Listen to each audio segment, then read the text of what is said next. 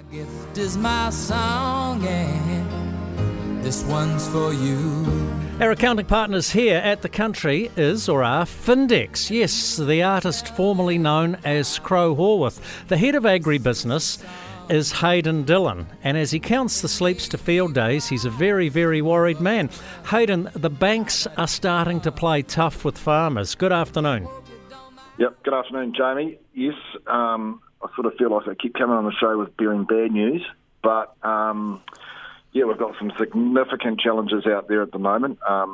There's probably some key drivers. The OIO legislation has certainly impacted farm values and farm sales, and overlaying that at the moment is the Reserve Bank's really putting its foot down on the trading banks around the quality of lending that they're providing, and they're really focusing in hard on the dairy farms.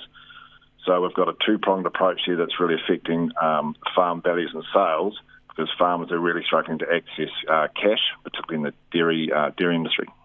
And yet, when we look at the dairy industry, we're heading for our third good or reasonably good payout season in a row after a couple of roughies. Prospects of another good one next season. Farmers should be, well, not rolling in the clover, but they should be happy in the ryegrass. Yeah, you're absolutely right. Two things I think have really impacted them. Obviously, there's we'll call it the environmental changes, and that's farmers adjusting production, probably having to spend some capital on their farms to meet environmental requirements. So that's sucked up a bit of cash. We've seen increases in labour costs. If you can get labour, that's sucking up cash. But probably more importantly, those farmers with debt, they've gone from interest only to not only principal, but the amount of principal they're having been asked to pay back, it's really sucked up any available cash flow they've got. In terms of where those farmers go to next, it's if they wanted to sell their farm at the moment, there's just the market's incredibly flat to negative, and so an exit of sale isn't really there for a lot of them. So they're really trying to manage through some pretty stringent requirements set down by the Reserve Bank. Hayden, is this just a problem for the dairy industry? There seems to be little or no appetite for any number of reasons, despite a good payout, for people to invest in the dairy industry at the moment. It's very unfashionable. Whereas at the moment, people are falling over themselves to invest in the forestry industry. In fact, Jacinda and Grant and Winston are welcoming foreign investment there. Yeah, and you could probably just got to look at the latest RBNZ report that's came out today. The growth in horticultural lending has grown by 19%, and in fact the dairy industry has probably only grown by 1%. That's a big turnaround, and that's the bank's probably focused on what is more the attractive industry, although the Reserve Bank has raised concerns about the growth, the pace of growth in the horticultural industry. But absolutely, there seems to be a sea change, and whether it's a sexy industry or not, the reality is dairy industry is still, if not one of the most important industries for the country, and it's not one you can just turn your back on.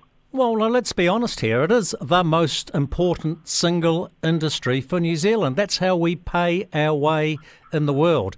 Whether you like or love dairying, it is our biggest export earner.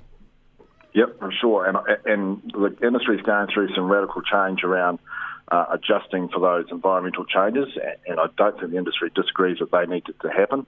I guess it's always a case of the pace of change at which they happen.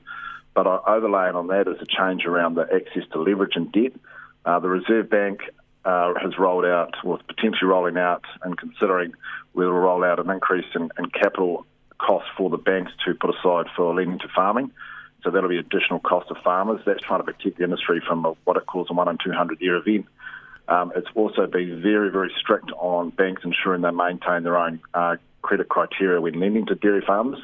Unfortunately, the pace at which they're enforcing that at this time has actually probably created even more uncertainty and creating more pressure. And again, it's probably the pace of change at which this has been implemented that's causing significant stress for a lot of our dairy farmers. Hey, smart play for dairy farmers, or any farmer with a reasonable amount of debt, or any business person for that matter.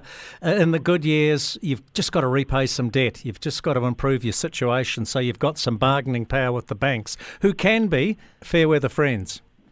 Yeah, so I guess really that's the point of our conversation today. I mean, I'll let you sort of take on the politicians, Jamie, around the policies and so forth. But in terms of what we can deal with and what we're seeing, it's really important that farmers aren't taking a back seat on this. If you're going in and talking with your bank and all of a sudden you get an expectation around principal reduction, probably just not accepting that number as a given. It's really important to understand that you really need to be forward-thinking around what the sensitivity of your farm is to changes in production, perhaps a drop in payout, because your ability to perhaps go back and say, hi bank, I've had a tough year, or things haven't quite worked out, or I've had to do this to the farm.